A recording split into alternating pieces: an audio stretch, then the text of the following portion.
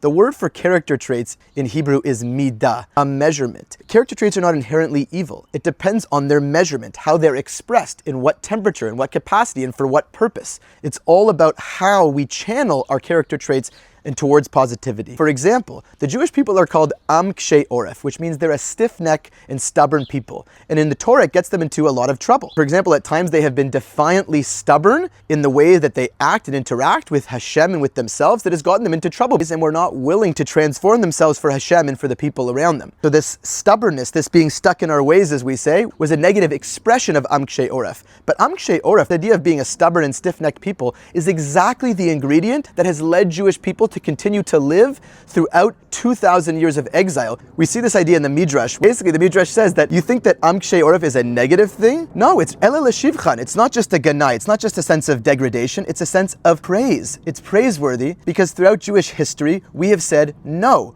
O Yehudi o tzaluv, as the Midrash says, that a Jew doesn't leave their faith, even if, God forbid, there's a threat of being hanged, because that persistence and that stubbornness can be channeled either for our own egoic purposes of never growing and never being our best selves, or it can be defiant of never leaving what we value in the world. That's why the Piazetzner Rebbe, the Warsaw Ghetto Rebbe, teaches us about education. Part of raising ourselves and part of raising Jewish children and amazing people in this world is to know that, for example, the character trait of anger, even though it's being expressed, especially in an immature way, very negatively, and it could hurt a lot of people and harm, it has the opportunity, that power of anger in Jewish mysticism and Jewish wisdom as a fire, can be either used to burn and to destroy, God forbid, or yishapech ka'aso, we can transform ka'as, kegachle eish yislahavu. We can transform anger into passion, intensity, enthusiasm, and fire for fighting, God forbid, injustice, and for being on fire for Hashem, and fire in love for other people in this world. That is truly what Jewish wisdom and Jewish growth and personal growth are about. It's the character traits that might not be expressed positively